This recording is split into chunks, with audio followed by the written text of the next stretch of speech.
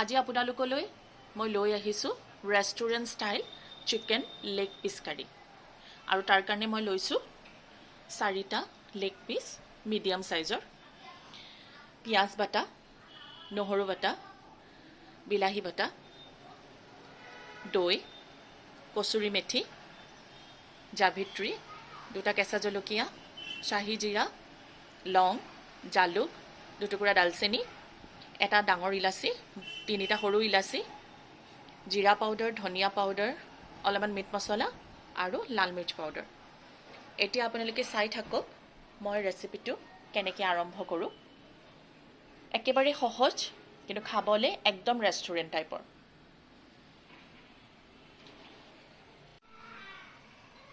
প্ৰথমে মই এই পিচ কেইটাত এটা কাট লগাই ল'ম বহুত বেছি ডিপো নকৰোঁ এতিয়া চাই থাকক মই কেনেকৈ কাট কৰিছোঁ এনেকৈ ইমানটো কাট কৰিছোঁ একদম বনলৈকে নহয়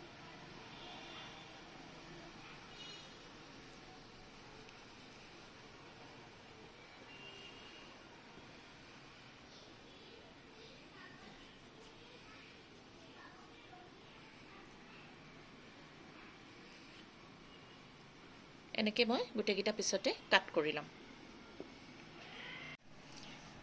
এই গোটেইকেইটা পিছতে মই কাট কৰি ল'লোঁ চাওক 2টা সাইডে গোটেইকেইটা পিছতে কৰি ল'লোঁ এতিয়া মই এই পিচকেইটা মেৰিনেট কৰি ল'ম তাৰ কাৰণে এটা ডাঙৰ বাউল লৈ লৈছোঁ আৰু বাউলত প্ৰথমতে ইয়াৰ হাফ মই দৈ দি ল'ম আপোনালোকে টেঙা দৈ ব্যৱহাৰ কৰিব ইয়াতে দিম মই অলপমান নহৰু আদা পেষ্ট হাফ চামুচ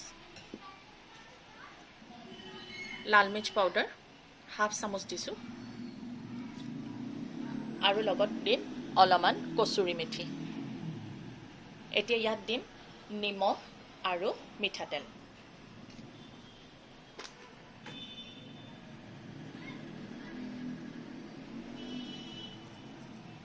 আধা চামুচ নিমখ দিছোঁ পিছত আকৌ নিমখ দিম মই আৰু দিম মিঠাতেল বহুত বেছি মিঠাতেল দিয়া নাই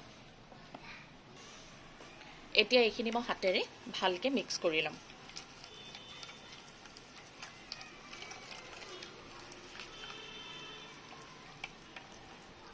আপোনালোকে যেতিয়া মিক্স কৰিব তেতিয়া এই ফিংগাৰ টিপ কেইটা দি পেলাই কৰিব গোটেই হাতখন দি নহয় যাতে গোটেই মছলাখিনি ভালকৈ মিক্স হৈ যায় যিমানে ভালকৈ মিক্স কৰিব সিমানে ভাল হ'ব এতিয়া ইয়াৰ ওপৰত মই চিকেনৰ লেগ পিচ কেইটা দি দিম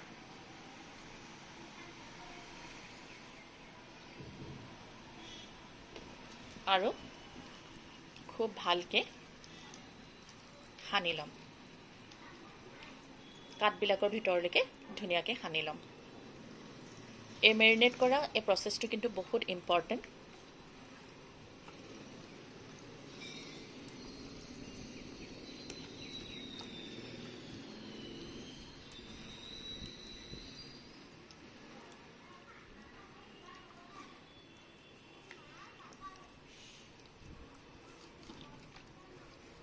এয়া চব প্ৰতিটো পিছতে মই ধুনীয়াকৈ মেৰিনেট কৰি ল'লোঁ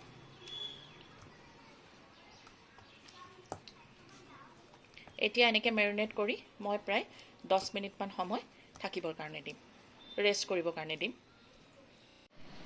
গেছটো অন কৰি ল'লোঁ ইয়াত এটা কেৰাহী বহাই দিছোঁ কেৰাহীটো অলপ গৰম হওঁতেই মই ইয়াত ৰিফাইন অইল দি দিম অলপ বেছিকৈ বহুত বেছিও নহয়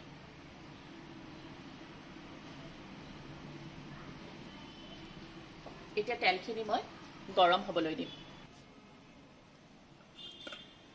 তেল গৰম হৈ গ'ল এতিয়া মই মেৰিনেট কৰি থোৱা চিকেনৰ পিচকেইটা ইয়াতে দি দিম দি মই ফ্ৰাই কৰি ল'ম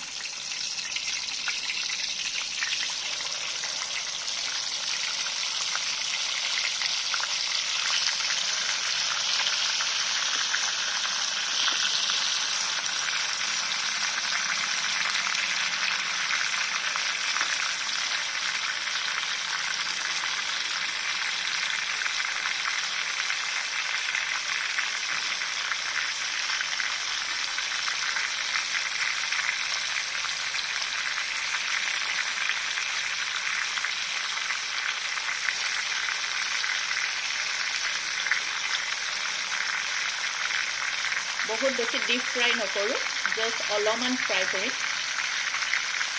আৰু মই গেছটো হাই ফ্লেমতে ৰাখিছোঁ। ইয়াৰ পৰা পানী ওলাবলৈ নিদিওঁ।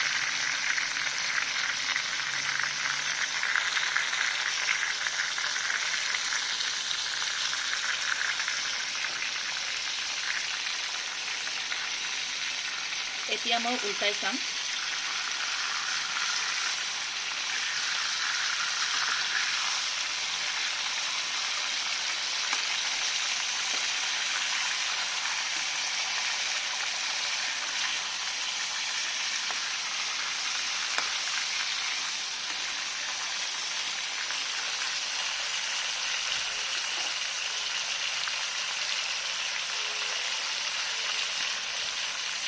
এনেকৈ মই প্ৰায় 5 মিনিটৰ কাৰণে হাই ফ্লেমত ফ্ৰাই কৰি লওঁ।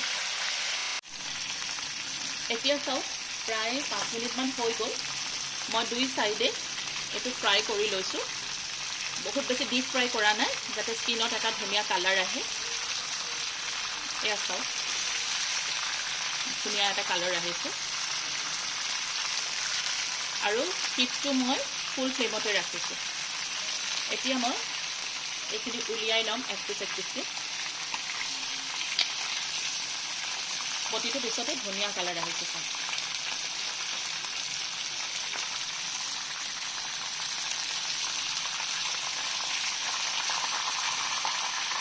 ওপৰটো অলপমান ক্ৰিস্পি হ'ব আৰু ভিতৰটো অলপমান টেণ্ডাৰ থাকিব আৰু জুচি হৈ থাকিব। এয়া চাওক, হৈ গ'ল। সেইখিনি মই নমাই ল'লোঁ। এতিয়া মই গেছটো ল' ফ্লেম কৰি দিলোঁ। এয়া চাওক, মই এনেকুৱাকৈ ফ্ৰাই কৰি লৈছোঁ। ডিপ ফ্ৰাই নহয় কিন্তু।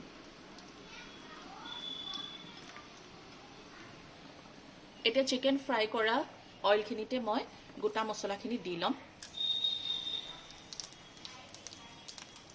এইখিনি অকণমান ফুটিবলৈ আৰম্ভ কৰিছে। এতিয়া ইয়াতে মই পিঁয়াজ বাটাখিনি দি ল'ম। ইয়াত কিন্তু অলপমান তেলৰ পৰিমাণটো বেছি হ'ব, যিহেতু ৰেষ্টুৰেণ্টত অলপমান তেল মছলা বেছিয়ে থাকে। এতিয়া মই পিঁয়াজ বাটাখিনি দি দিওঁ।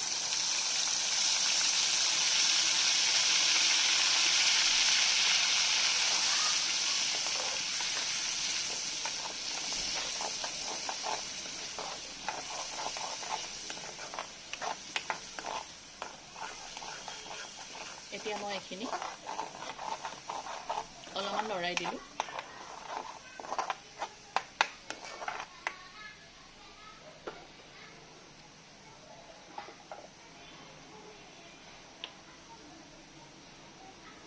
এতিয়া ইয়াৰ ওপৰত মই দি দিম 1 চামুচৰ জোখৰ নহৰু বটা।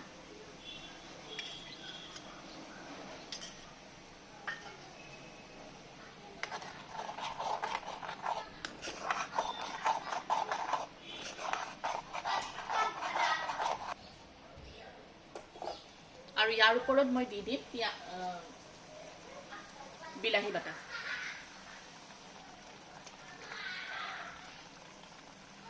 এতিয়া এইখিনি খুব ভালকৈ মই ল' ফ্লেমত ভাজি থাকিম। তেতিয়ালৈকে ভাজিম যেতিয়ালৈকে ইয়াৰ কালাৰটো চেঞ্জ হৈ যাব আৰু ইয়াৰ পৰা এইখিনি সিজিব আৰু ইয়াৰ পৰা তেল ওলাব আৰম্ভ হ'ব।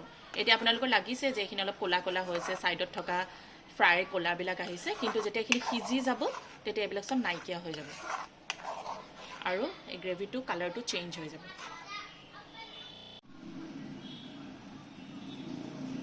প্ৰায় 5 মিনিটমানৰ পিছত এয়া চাওক, চাইডে চাইডে তেল ওলাব আৰম্ভ হৈ গৈছে। এইখিনি মছলাখিনি প্ৰায় সিজি গ'ল। এতিয়া মই ইয়াত জোখৰ মতে নিমখ দি ল'ম। যিহেতু মেৰিনেট কৰোঁতে অলপমান নিমখ দিছিলোঁ, সেইকাৰণে আধা চামুচ নিমখ দিম।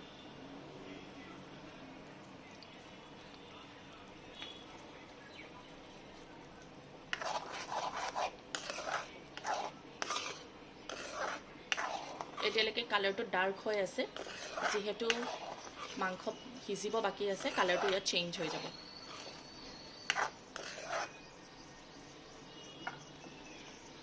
নিমখ দিয়াৰ পিছত এতিয়া মই চিকেনৰ পিচ কেইটা ইয়াৰ ওপৰত দি দিম।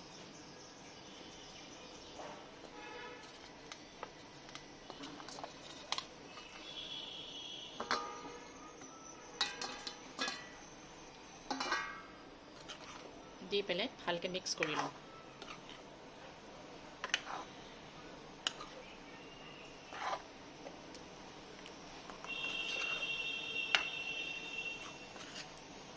বৰ বেছি লৰাই নাথাকোঁ,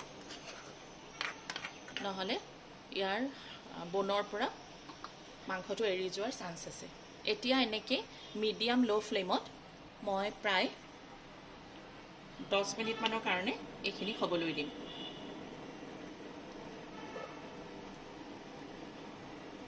আৰু ইয়াৰ ওপৰত মই এখন ঢাকনি লগাই দিম। এতিয়া 10 মিনিট মই ঢাকন দি ৰখাৰ পিছত মিডিয়াম ফ্লেমত এতিয়া আপোনালোকক দেখাইছোঁ এইখিনি কেনেকুৱা হৈছে। চাওক কিমান ধুনীয়া এটা কালাৰ আহিছে, চাওক। আৰু ইয়াৰ পৰা চাওক পুৰা তেল ওলাই গ'ল, মছলা সিজি গ'ল, চিকেনো প্ৰায় সিজি গ'ল।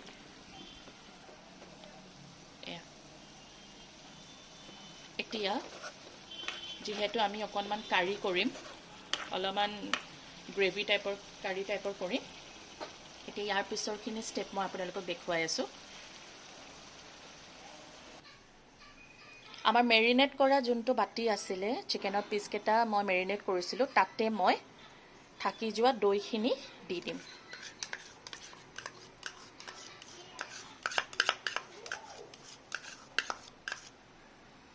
আৰু মছলাখিনি ইয়াত দি দিম, পাউডাৰ মছলাখিনি। ইয়াৰ মই হাফ ইউজ কৰিছিলোঁ গ্ৰেভি, মিট মছলা, ধনিয়া পাউডাৰ আৰু জিৰা পাউডাৰ, এইখিনি মই ইয়াত দি দিম। দি এইখিনি ভালকৈ মিক্স কৰি ল'ম।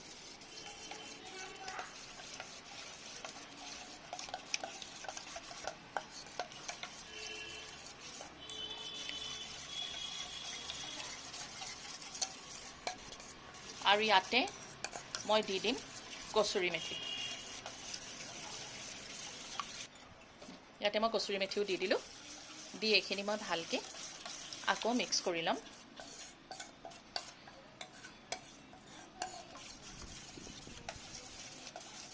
এতিয়া এইখিনি মই ডাইৰেক্ট চিকেনখিনিৰ ওপৰত দি দিম। এতিয়া এইখিনি মই ডাইৰেক্ট চিকেনৰ ওপৰত দি দিম।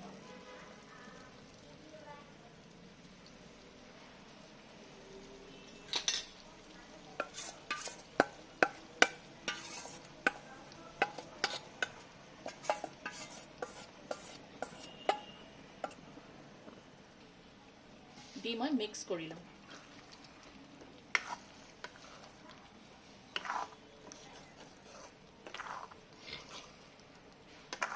আপোনালোকে ইচ্ছা কৰিলে কিন্তু কাৰী নকৰি এনেকুৱাকৈও খাব পাৰে। চিকেন কিন্তু সিজি গৈছে।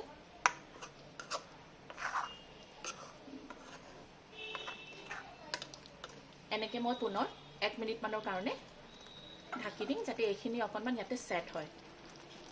1 মিনিটৰ কাৰণে আকৌ ঢাকি দিম। এতিয়া পুনৰ 1 মিনিটৰ পিছত মই ঢাকনি উঠাই চাম। এইখিনি মিক্স হৈ গ'ল।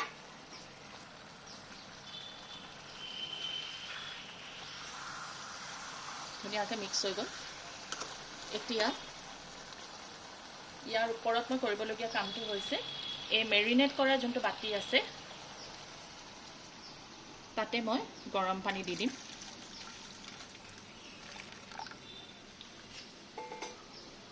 একাপমান গৰম পানী দিছোঁ।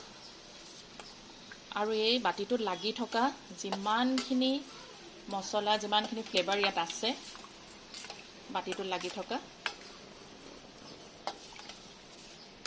সেই গোটেইখিনি মই এই গ্ৰেভিটোৰ ওপৰত দি দিম।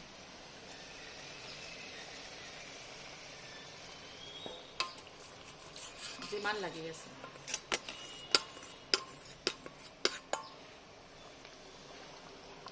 আৰু এতিয়া মই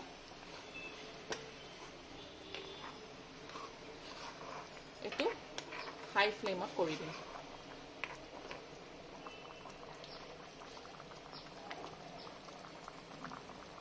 আৰু ওপৰত দি দিম 2টা জলকীয়া।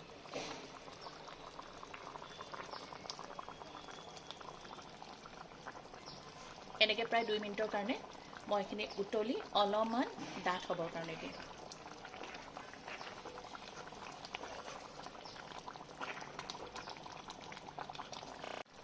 প্ৰায় 2 মিনিট সময় মই গ্ৰেভিখিনি উতলিবৰ কাৰণে দিলোঁ। এটা একদম জোখত হৈ গ'ল। যিহেতু মই restaurant style chicken leg piece curry বনাইছোঁ, সেইকাৰণে মই ইয়াতে অলপমান ক্ৰীম দি দিম। এইটো অপশ্যনেল, আপোনালোকে ইউজ নকৰিবও পাৰে, কিন্তু আপোনালোকে দেখিছে চাগে আমি কোনোবা ৰেষ্টুৰেণ্টত খাবলৈ গ'লে চিকেন বা তেনেকুৱা ধৰণৰ যিকোনো গ্ৰেভি বা কাৰীৰ ওপৰত তেওঁলোকে ক্ৰীমটো ইউজ কৰে। সেইকাৰণে ময়ো দেখিবলৈ ভাল হ'বৰ কাৰণে অকণমান ক্ৰীম দি দিছোঁ। আগতে আধা চামুচ দিলোঁ, এতিয়া মই পুনৰ আধা চামুচমান ক্ৰীম দি দিছোঁ। এয়া restaurant style chicken leg piece curry ready. এইখিনি গোটেইখিনি প্ৰিপেয়াৰ কৰোঁতে মোৰ প্ৰায় 40ৰ পৰা 45 মিনিট সময় লাগিলে। আপোনালোকে বনাই খাই চাব, কেনেকুৱা পালে মোক কমেণ্টৰ মাধ্যমেৰে জনাব। খাবলৈ খুব সোৱাদ হয়। আপোনালোকে ৰুটি, নান, পোলাও যিকোনোৰ লগত আপোনালোকে খাই চাব পাৰে। ভাতৰ লগতো খুব ভাল লাগিব। এনেকুৱা নতুন নতুন ৰেচিপি লৈ পুনৰ আপোনালোকৰ ওচৰলৈ আহিম। আজিলৈ আহিছোঁ। ধন্যবাদ।